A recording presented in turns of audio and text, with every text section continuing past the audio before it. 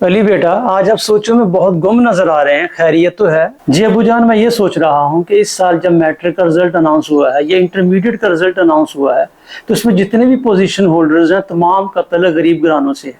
کوئی رکشہ ڈرائیور کا بیٹا ہے تو کسی بٹے پر کام کرنے والے مزدور کی بیٹی ہے، کوئی سبزی فروش کا بیٹا ہے تو کوئی کسی کلرک کی بیٹی ہے۔ میں یہ سوچ رہا ہوں کہ اگر ہر سال غریب گھروں سے بچے نکلتے ہیں اور یہ ملک کے انتظامی عہدوں پر جاتے ہیں تو ہمارا ملک ابھی تک غربت کی چکی میں کیوں پس رہا ہے، رشوت کیوں عام ہے، سفارش کا کلچر کیوں رائج ہے، بد امنی اور لا قانونیت کیوں ہے، اور عدل کے نظام میں پاکستان کا آخری نمبر کیوں ہے؟ پاکستان کو تو ایشیا کا ٹائیگر ہونا چاہیے۔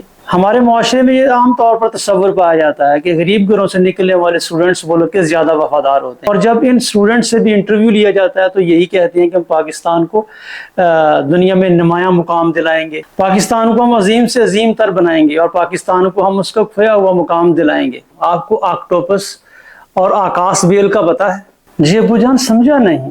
آکاش بیل اور آکٹوپس یہ سب کیا ہے؟ مجھے ذرا آسان الفاظ میں سمجھائیں۔ اشرافیہ نے اس پورے نظام کو آکٹوپس کی طرح جکڑا ہوا ہے، آکاش بیل کی طرح جکڑا ہوا ہے۔ آکٹوپس ایک ایسا جانور ہے جس کی کئی ٹانگیں ہوتی ہیں، اس کا خون نیلا ہوتا ہے، اس طرح سے اشرافیہ کا خون بھی نیلا ہے۔ اس کو عوام کی بالکل بھی کوئی فکر نہیں ہے، چاہے غریب مرے یا جیے، اس کو اس سے کوئی سروکار نہیں ہے۔ جتنے بھی لا اینڈ آرڈر کے یا انتظامی امور کے جتنے بھی بڑے بڑے محکمے ہیں، سب کی ٹاپ پہ آپ کو اشرافیہ نظر آئے گی۔ غریب کا بچہ آپ کو سب سے نیچے والے رینکس میں یا مڈل رینکس میں نظر آئے گا۔ اس کے اختیار میں نہیں ہوتا کہ وہ کچھ کرے۔ جتنے بھی اختیارات ہیں، جتنے بھی آرڈرز ہیں، وہ سارے اوپر سے نیچے کو تقسیم ہوتے ہیں، اوپر سے نیچے کو کمیونیکیٹ ہوتے ہیں۔ آپ اپنی مرضی سے کچھ کر نہیں سکتے، چونکہ آپ کو ٹاپ آرڈر سے جو حکم آتا ہے آپ نے اس پر عمل درآمد کرانا ہوتا ہے، اور اس طرح آپ کا وہ جذبہ ٹھوس ہو جاتا ہے جس میں آپ یہ بار بار عزم کا اظہار کرتے نظر آتے ہیں کہ میں پاکستان کو دنیا بھر میں نمایاں مقام دلاؤں گا۔ ڈاکٹر عبدالقدیر صاحب کی مثال آپ کے سامنے ہے۔ چند ایک کرپٹ لوگوں نے اس پورے نظام کو اپنی مٹھی میں بند کر رکھا ہے، آکاش بیل کی طرح اس نظام کو جکڑا ہوا ہے۔